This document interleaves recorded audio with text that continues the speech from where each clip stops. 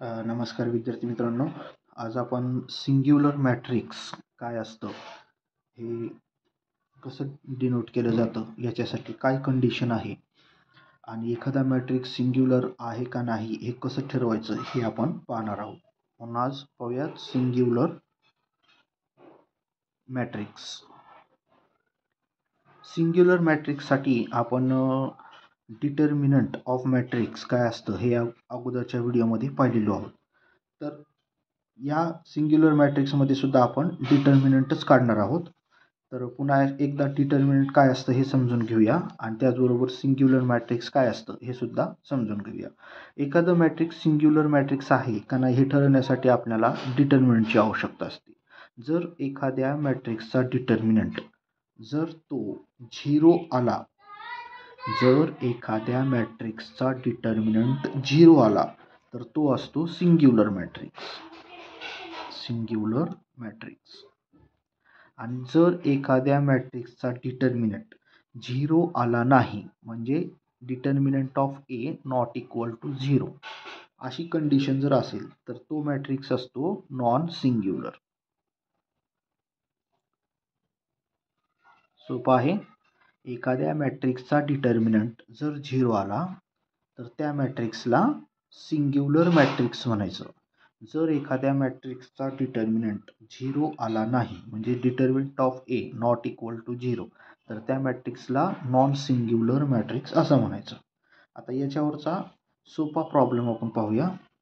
समजा एखादा मॅट्रिक्स दिला असेल ए इज इक्वल टू 1 2 3 4 5 6 7 8 9 हा एक मॅट्रिक्स दिलेला आहे. ठीक आहे. तर याचा डिटर्मिनंट काय असतो? Determinant A is equal to first row first column याच्यातला जो एलिमेंट आहे म्हणजे 1. आता फर्स्ट रो फर्स्ट कॉलम घेतल्यानंतर एलिमेंट कोणते उरतात? 5 6 8 9. 5 6 8 9 minus 2 first row second column minus 2. First row second column जर डिलीट केला तर कोणते एलिमेंट राहतात? 4 6 7 9. ते डिटर्मिनंटच्या स्वरूपात लिहूया. 4 6 7 9 plus first row third column याच्यातला एलिमेंट आहे 3. आता फर्स्ट रो थर्ड कॉलम जर डिलीट केला तर राहिलेले एलिमेंट आहेत 4 5 7 8. 4 5 7 8. ठीक आहे. तर याचा आपण डिटर्मिनंट सॉल्व करू. 1 5 इंटू 9. 6 गुणिले 8 अगोदर घ्यायचं नाही, अगोदर काय घ्यायचं? 5 गुणिले 9. डावीकडून सुरुवात करायची. 5 गुणिले 9 मायनस 6 गुणिले 8 मायनस 2 ॲज इट इज. 4 गुणिले 9 मायनस 6 गुणिले 7 प्लस 3 ॲज इट इज. 4 गुणिले 8 मायनस 5 गुणिले 7. ठीक आहे. हा सॉल्व करून घेऊया आपण. 1 9 5 45 8 संग 48 मायनस 2 9 चौक 36 7 सखून 42 प्लस 3 8 चौक 32 7 5 35. सॉल्व करू आपण. -3 प्लस 12 मायनस 9 इक्वल टू 0. या मॅट्रिक्सचं डिटर्मिनंट 0 आलेला आहे. जर डिटर्मिनंट 0 आला तर हा मॅट्रिक्स असेल सिंग्युलर मॅट्रिक्स. जर एखाद्या मॅट्रिक्सचा डिटर्मिनंट 0 आला तर तो असतो सिंग्युलर मॅट्रिक्स. म्हणून हा मॅट्रिक्स दिलेला मॅट्रिक्स सिंग्युलर मॅट्रिक्स आहे. आता दुसरं प्रॉब्लेम पाहू.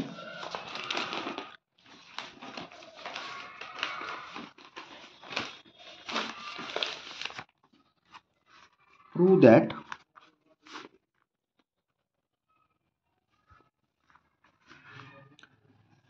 prove that matrix 1 4 6 9 is non-singular matrix. हा मॅट्रिक्स नॉन सिंग्युलर आहे हे सिद्ध करायचं आहे. याच्यामध्ये सिंग्युलर आहे का नाही हे ठरवण्यासाठी आपण पुन्हा एकदा डिटर्मिनंट पाहूयात मॅट्रिक्सचा.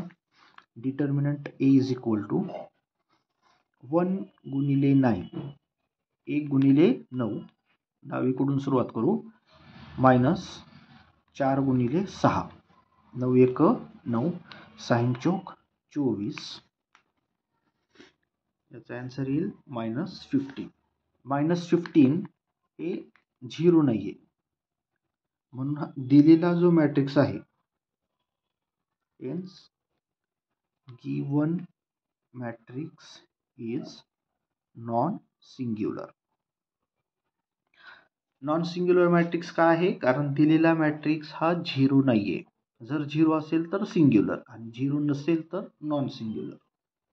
दुसरा एक प्रॉब्लेम पाहू. If a is equal to -2 0 2 3 4 5 matrix b equal to 2 3 0 1 5 2 दोन मॅट्रिक्स दिलेले आहेत. आता या मॅट्रिक्स मध्ये आपल्याला ए बी म्हणजे या दोघांचा प्रोडक्ट घ्यायचा आहे. A B is non singular or non singular matrix. Matrix A दिलेला आहे, मॅट्रिक्स बी सुद्धा दिलेला आहे. या दोघांचा प्रोडक्ट घ्यायचा आहे आणि प्रोडक्ट घेतल्यानंतर जो मॅट्रिक्स फॉर्म होईल तो सिंग्युलर मॅट्रिक्स आहे का नॉन सिंग्युलर मॅट्रिक्स आहे हे सिद्ध करायचं आहे. याच्यासाठी आपल्याला काय करावं लागेल, अगोदर प्रोडक्ट घ्यावं लागेल. प्रोडक्ट अगोदर घेऊ. A B is equal to -2 0 2 3 4 5 2 3 0 1 5 2. आता प्रोडक्टसाठी आपल्याला माहिती आहे -2 गुणिले 2 -2 गुणिले 2 प्लस 0 गुणिले 3 प्लस 2 गुणिले 0 पुन्हा -2 गुणिले 1 0 गुणिले 5 2 गुणिले 2.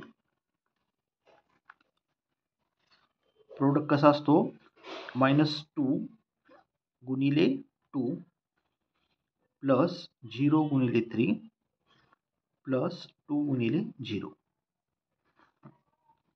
नंतर -2 गुणिले 1 प्लस 0 गुणिले 5 प्लस 2 गुणिले 2. Same process. मॅट्रिक्सचं मल्टिप्लिकेशन काय आहे हे अगोदरच्या व्हिडिओमध्ये आपण पाहिलेलो आहोत. तर ज्यांना कुणाला मॅट्रिक्सचं मल्टिप्लिकेशन येत नसेल तर त्यांनी अगोदरचा व्हिडिओ पाहावा. नेक्स्ट प्रोसेस घेऊया. 3 गुणिले 2 अधिक 4 गुणिले 3 अधिक 5 गुणिले 0. 3 गुणिले 1 प्लस 4 गुणिले 5 प्लस 5 गुणिले 2. हा मॅट्रिक्स सॉल्व करू. याचा आन्सर येईल -4 2 18 33.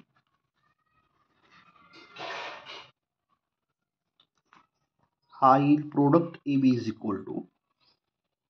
आता याचा डिटर्मिनंट काढू. Matrix A B is determinant of matrix A B is equal to -4 into 33 -2 into 18. याचा आन्सर येईल 132 -36 18 2 36 आन्सर येईल -168. आता -168 हे 0 नाही आहे, it is not equal to 0. म्हणून दिलेला matrix hence it is non singular matrix.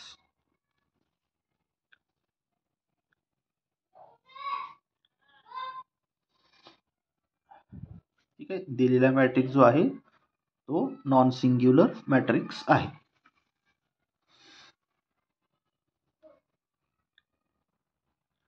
या मॅट्रिक्स मध्ये काय केलेलं आहे, एक मॅट्रिक्स दिलेला आहे ए, दुसरा मॅट्रिक्स दिलेला आहे बी. या दोघांचा प्रोडक्ट घेतला म्हणजेच मॅट्रिक्स मल्टिप्लिकेशन केलं. मॅट्रिक्स मल्टिप्लिकेशन हे अगोदरच्या व्हिडिओत तुम्ही पाहू शकता. नंतर प्रोडक्ट काढला, A B is equal to -4 2 18 33. याचा डिटर्मिनंट काढू, -4 गुणिले 33 -2 गुणिले 18. दिलेला मॅट्रिक्स हा 0 नाही आहे, म्हणून हा मॅट्रिक्स नॉन सिंग्युलर आहे. हे झालं एखादा मॅट्रिक्स सिंग्युलर आहे का नाही हे ठरवण्याची रीत. आता आपण पुढचं कॉन्सेप्ट पाहूया, adjoint of matrix. Adjoint of matrix. Adjoint of matrix काय असतं,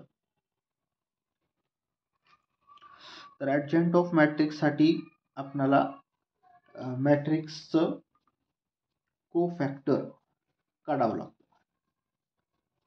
मॅट्रिक्सचा जो असतो कोफॅक्टर तो कसा काढायचा हे आपण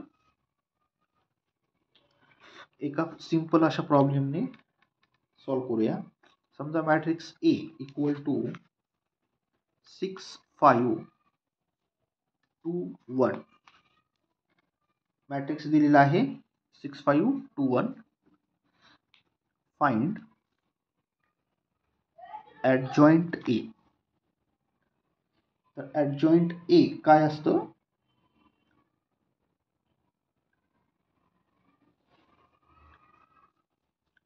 याच्यासाठी आपण पहिल्यांदा कोफॅक्टर काढूया. कोफॅक्टर, एखाद्या मॅट्रिक्सचा कोफॅक्टर फॉर्म मध्ये कसं लिहितात, matrix A is equal to C11 C12 C21 C22. अगोदर 2x2 मॅट्रिक्सचं कोफॅक्टर समजून घेऊया, नंतर आपण 3x3 मॅट्रिक्स काय असतं हे आणि ते ॲडजॉइंट कसं काढायचं हे आपण समजून घेऊ. तर तुम्ही पहिल्यांदा इथे लक्ष द्या, पहिल्यांदा आपण कोफॅक्टर काढूया. एखादा मॅट्रिक्स हा कोफॅक्टर मध्ये कसा व्यक्त केला जातो, तर matrix A is equal to C11 C11 याचा अर्थ काय असतो, elements in the matrix first row first column. हा असतो फर्स्ट रो सेकंड कॉलम, हा असतो सेकंड रो फर्स्ट कॉलम, हा असतो सेकंड रो सेकंड कॉलम. म्हणजे कोफॅक्टर्स जे असतात हे या फॉर्म मध्ये व्यक्त केले जातात. आता C11 चा फॉर्म्युला काय आहे, C11 पहिल्यांदा C11 काढावं लागेल आपल्याला, नंतर C12 काढावं लागेल, नंतर C21 काढावं लागेल, नंतर C22 काढावं लागेल. आता C11 काढण्यासाठी सोपी ट्रिक आहे.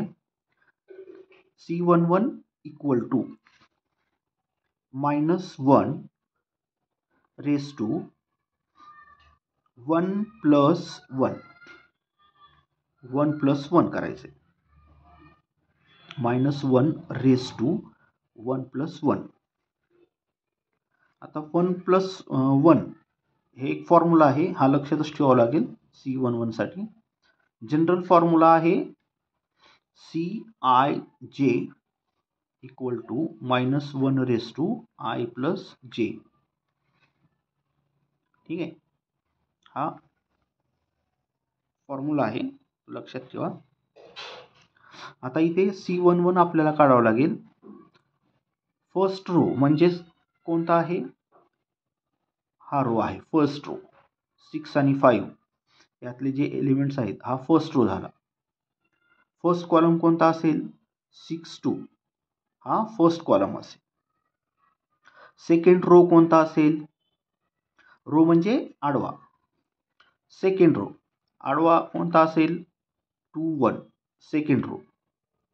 सेकंड कॉलम कोणता असेल हा 5 1. कॉलम उभे असतात रो आडवे असतात. हा पहिला रो हा दुसरा रो हा पहिला कॉलम हा दुसरा कॉलम. ठीक आहे. तर C11 चा फॉर्म्युला आहे -1 raise to 1 + 1. First row first column. First row first column इथे पाहू शकता. फर्स्ट रो फर्स्ट कॉलम जर हा डिलीट केला तर एलिमेंट राहील 1. तो ॲज इट इज लिहायचे.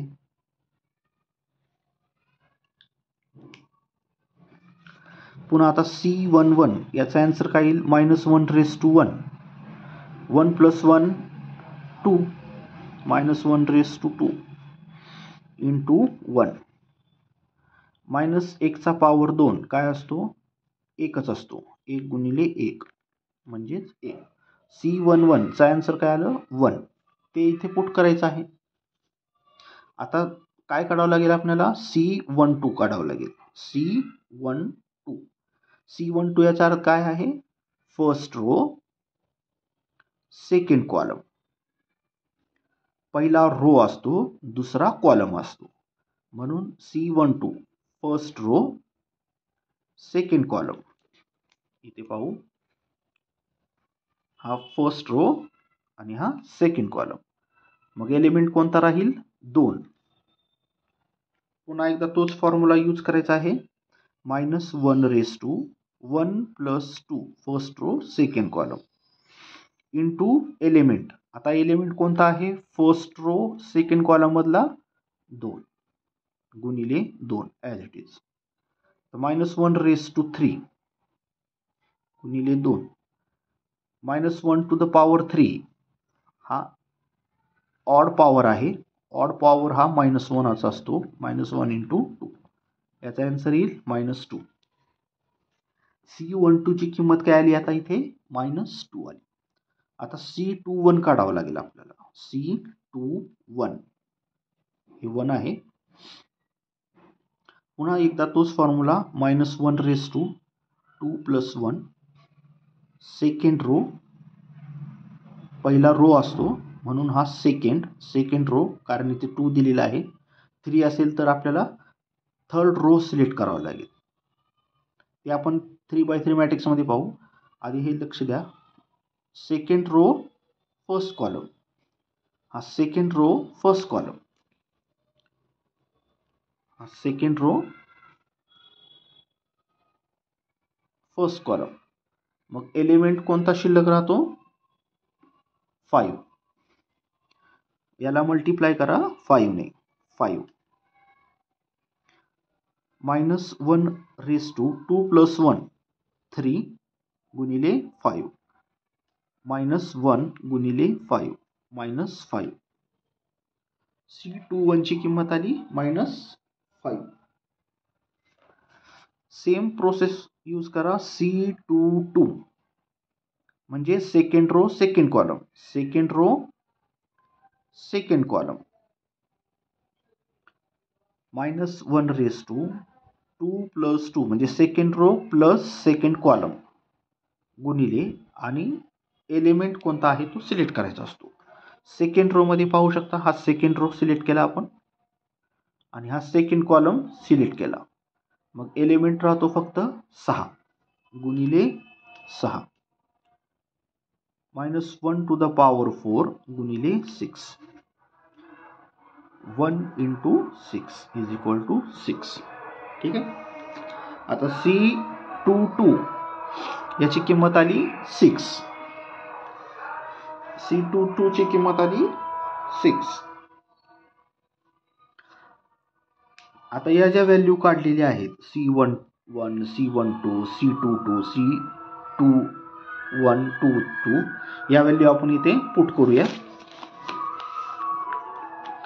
Matrix A is equal to C11, C12, C21, C22. C11 ची व्हॅल्यू आपण काढलेली आहे, ती आहे 1. C12 ची व्हॅल्यू काढलेली आहे, ती आहे -2. C21 ची व्हॅल्यू काढली, त्याची व्हॅल्यू आहे -5. आणि C22 ची व्हॅल्यू काढली, ती आहे 6. तर हा झाला matrix A in the form of cofactor. तर ॲडजॉइंट काय असतं? ॲडजॉइंट ऑफ मॅट्रिक्स ए काय असतं? ट्रान्सपोज ऑफ मॅट्रिक्स ए, म्हणजे जो अगोदरचा मॅट्रिक्स काढलेला आहे कोफॅक्टरच्या फॉर्ममध्ये, त्या मॅट्रिक्सचं ट्रान्सपोज घ्यायचं आहे. ट्रान्सपोज ऑफ मॅट्रिक्स काय असतं हे अगोदरच्या व्हिडिओ तुम्ही पाहू शकता. ज्यांना कुणाला ट्रान्सपोज माहिती नसेल तर पुन्हा एकदा अजून सांगतो. ट्रान्सपोज म्हणजे काय असतं की जे रो असतात, दिलेले रो हे कॉलममध्ये व्यक्त करायचे आणि दिलेला कॉलम हा रोमध्ये व्यक्त करायचा. आता इथे एक्झाम्पल आहे रो 1 आणि -2. हे रोच्या फॉर्ममध्ये आहे, हे आडवे लिहिलेले आहे. तर यांना उभ्या पद्धतीने लिहायचं, म्हणजे कॉलमच्या स्वरूपात 1 -2. 1 -2 हे आडव्या पद्धतीने लिहिलेले आहेत, यांना उभ्या पद्धतीने लिहिणं म्हणजेच ट्रान्सपोज ऑफ मॅट्रिक्स असतो. 1 -2. पुन्हा आता पाहूया इथे -5 6 हे आडव्या पद्धतीने लिहिले, यांना उभ्या पद्धतीने लिहू. 5 -5 6. तर हे असतं adjoint of matrix.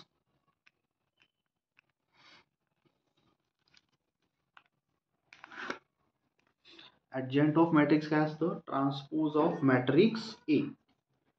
Transpose of matrix A म्हणजेच जो मॅट्रिक्स कोफॅक्टरच्या स्वरूपात व्यक्त केलेला आहे तो. हा 2x2 चं मॅट्रिक्स आपण ॲडजॉइंट घेतलेला आहे, काढलेला आहे. आता 3x3 मॅट्रिक्स काय असतं, याचा कोफॅक्टर कसा काढायचा आणि याचा ॲडजॉइंट काय असतं हे आपण एका सिंपल प्रॉब्लेमने समजून घेऊ. दिलेला मॅट्रिक्स आहे A इज इक्वल टू 1 0 -1 3 4 5 0 -6 -7. हा एक मॅट्रिक्स दिलेला आहे. आता मॅट्रिक्स ए दिलेला आहे. आता हा मॅट्रिक्स कोफॅक्टरच्या फॉर्ममध्ये कसा व्यक्त केला जातो? Matrix A is equal to C11 first row first column, C12 first row second column, C13 first row third column. आता हा दुसरा रो आहे म्हणून हा second row first column, second row second column, cofactor of second row third column, cofactor of third row first column, cofactor of third row second column, cofactor of third row third column. तर हा matrix कोफॅक्टरच्या फॉर्ममध्ये लिहिला. आता आपल्याला C11 C12 C13 C21 C22 C23 C31 C32 C33 काय असतं हे काढावं लागेल. C11 same process, first row first कॉलमसाठी -1 रेज टू 1 + 1 इंटू, आता फर्स्ट रो फर्स्ट कॉलम, हा फर्स्ट रो आणि फर्स्ट कॉलम सिलेक्ट केल्यानंतर आपल्याला एलिमेंट कोणते उरतात? 4 5 -6 -7. तर याचा आपल्याला डिटर्मिनंट काढावं लागेल. 4 5 -6 4 5 -6 -7. डिटर्मिनंट काढत असताना सुरुवात डावीकडून करायची, म्हणजे 4 गुणिले -7 मायनस 5 गुणिले -6.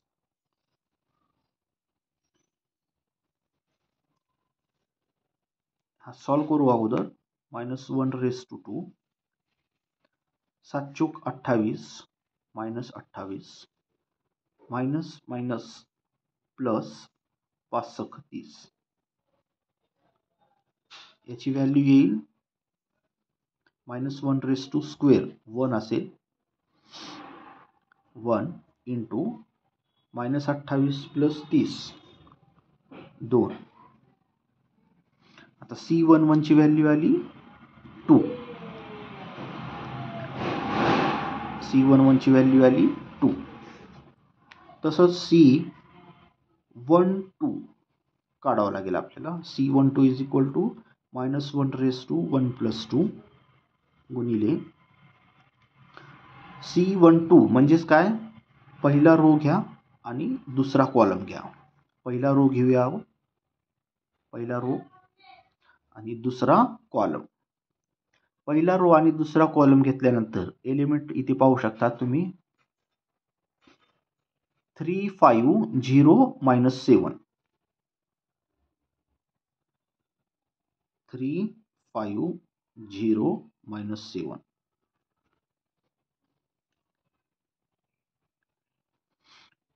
First row second column. First row आपण सिलेक्ट केला,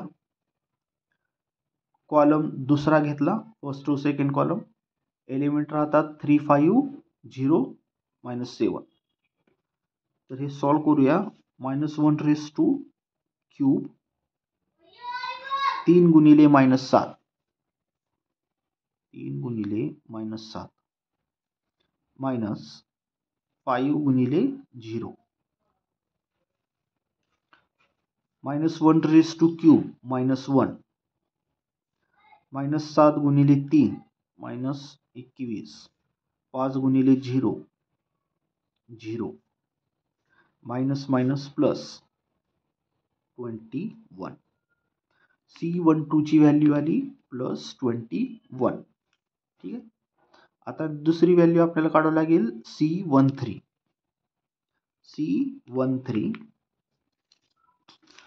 C13 चा अर्थ काय असतो, पहिला रो घ्या आणि तिसरा कॉलम सिलेक्ट करा.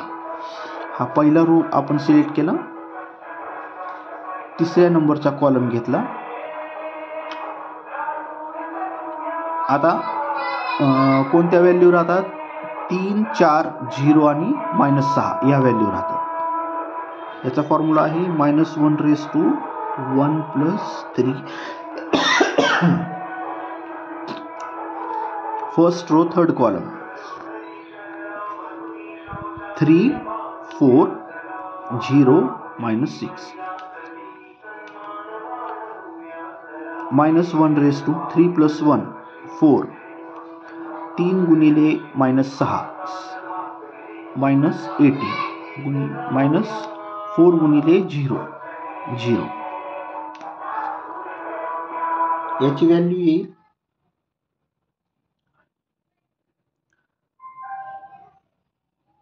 -18. सेम प्रोसेस C21 -1/2 2 + 1 म्हणजेच काय करायचं आहे, आपल्याला सेकंड रो सिलेक्ट करायचा आहे आणि फर्स्ट कॉलम घ्यायचा आहे. हा सेकंड रो फर्स्ट कॉलम घेतल्यानंतर एलिमेंट उरतात 0 -1 -6 -7 -1/3 0 गुणिले -7 मायनस -1 गुणिले -6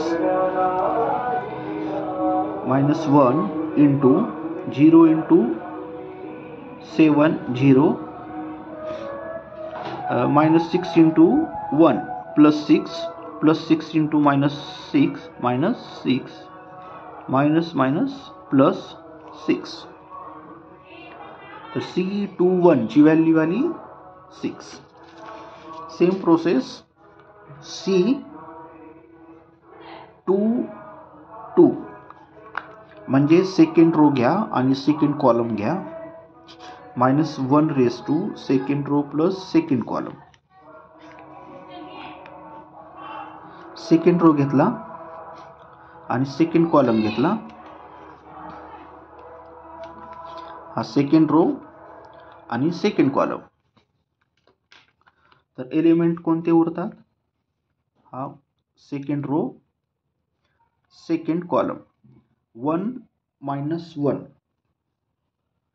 1 -1 0 -7 0 -7 याचा डिटर्मिनंट काढायचा असतो. सेकंड रो सेकंड कॉलम याची पॉवर येईल 4 -1 1 into -7 -1 into 0 -1 plus 1 -7 into 1 -7 plus 1.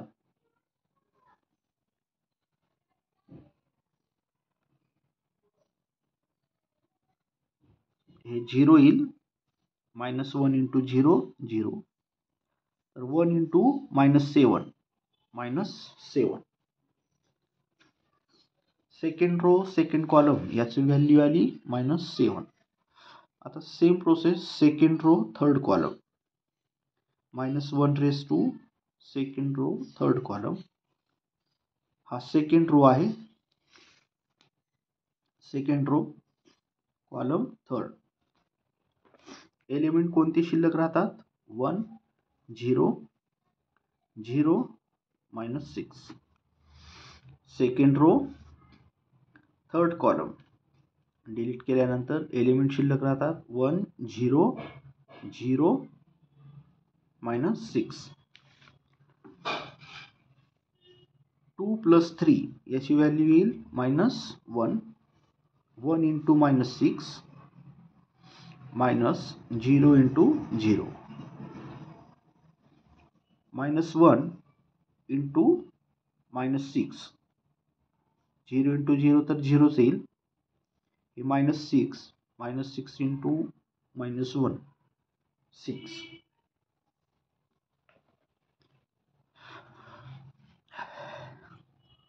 Next आहे आता third row first column. Third row first column साठी आपल्याला थर्ड रो सिलेक्ट करावं लागेल, नंतर फर्स्ट रो सिलेक्ट करावं लागेल. याचा फॉर्म्युला आहे -1 plus 1. Third row first column. आता एलिमेंट कोणते शिल्लक राहतात? थर्ड रो आहे third row first column. Third row first column element राहतात 0 -1 4 5 0 -1 4 5 -1 to the power 4 1 असते. 0 into 5 -1 into 4 0 into 5 0 minus of minus plus 1 into 4 plus 4. Same process third row second column -1 plus 2. हा third row आहे first column. Element राहतात 0 -1 4 5 0 -1 4 5 -1 -1 0 into 5 0 minus of -1 into 4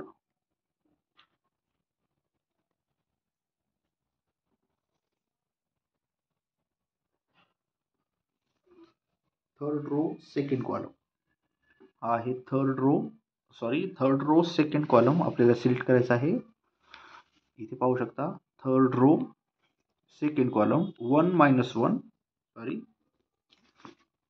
इथे येईल 1 -1 3 5 हा आहे third row second column 1 -1 -3 5 sorry -1 raised to 5 -1 1 into 5 5 -1 into 3 हे आपण solve करू. त्याचा आन्सर येईल -3 into minus, so it is +3 5 plus 3 8 into -1 -8.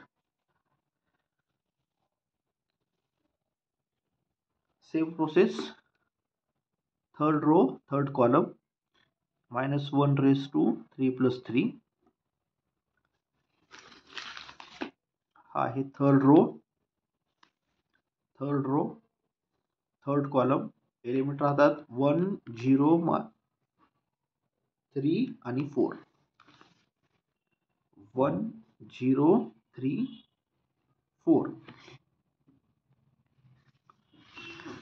-1 to the power 6 1 4 into 1 4 0 into 3 0 answer येईल 4. आता आपण हे कोफॅक्टर्स काढलेले आहेत. दिलेले जे व्हॅल्यू आहेत कोफॅक्टर्सच्या या मॅट्रिक्स मध्ये आपण पुटअप करू.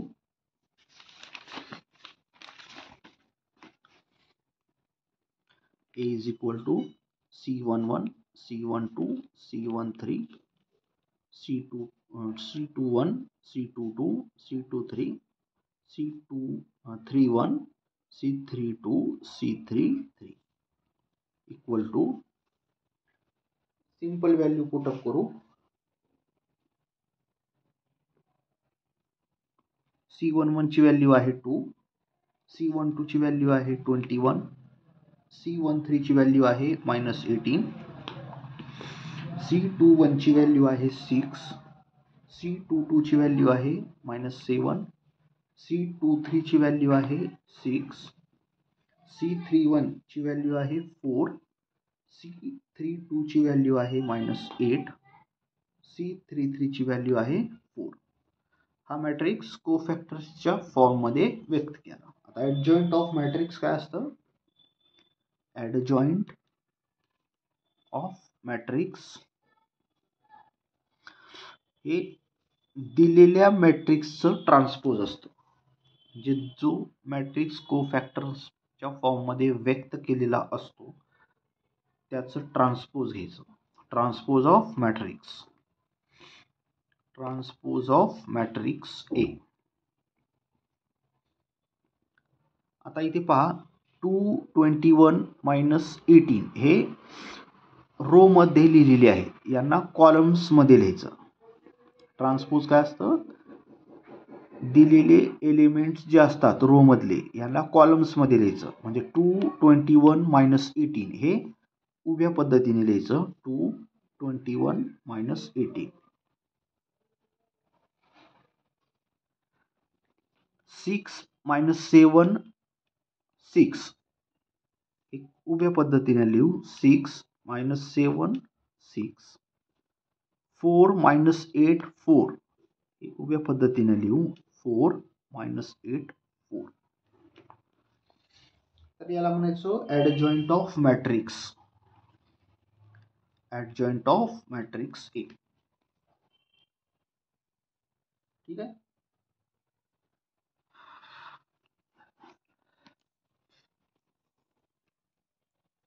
आपण कोफॅक्टर म्हणजे काय असतं हे शिकलो. नंतर ऍडजॉइंट ऑफ मॅट्रिक्स काय असतं हे सुद्धा शिकलो.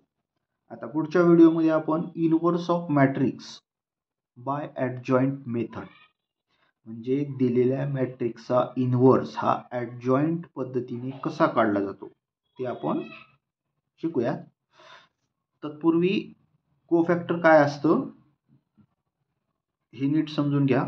नसेल तर अजून एकदा व्हिडिओ पहा, तो समजून घ्या, कारण हे आपल्याला इन्व्हर्स काढण्यासाठी उपयोगी असणार आहे.